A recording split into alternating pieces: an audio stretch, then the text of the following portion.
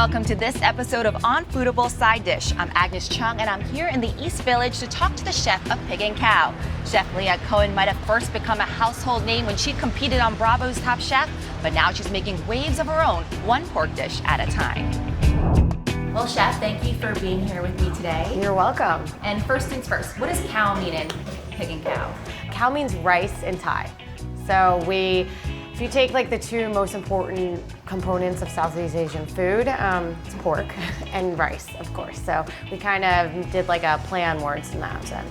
And from what countries is your food inspired? It's mainly Thai and Filipino, some Vietnamese, some Singapore, Myanmar, some Malaysian as well.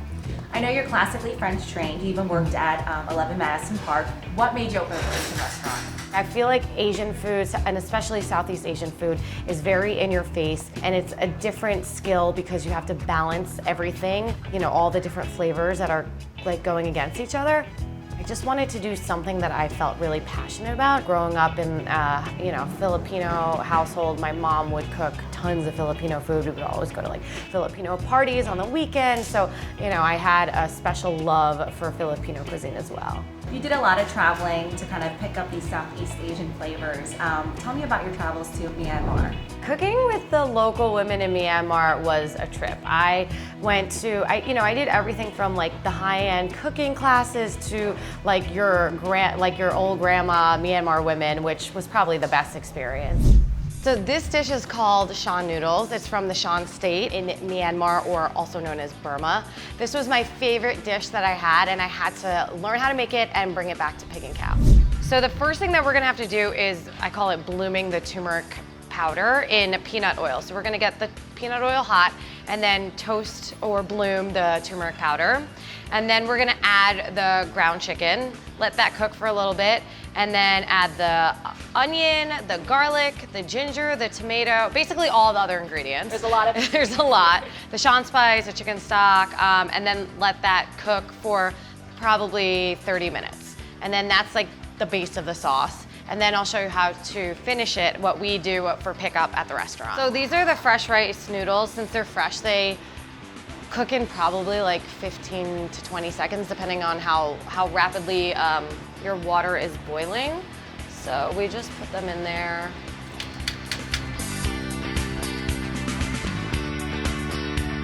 So on the bottom of the bowl, we're gonna place, this is like a chiffonade of choy sum, and then some bean sprouts. It's interesting how you're putting it on the bottom of the bowl. Yeah, we do it on the bottom, and then you like mix it all up together. And then these are the fermented mustard greens that we make in-house. And then the noodles go right on top of that. And then we finish our sauce with lime juice, of course.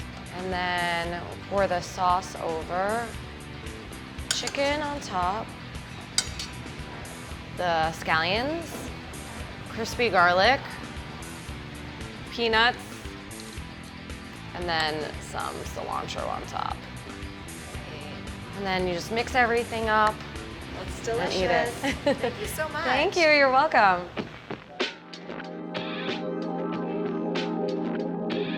So you talk about learning from local women in Myanmar, and when you ask about other chefs and their inspirations, they often point to their mothers and their grandmothers.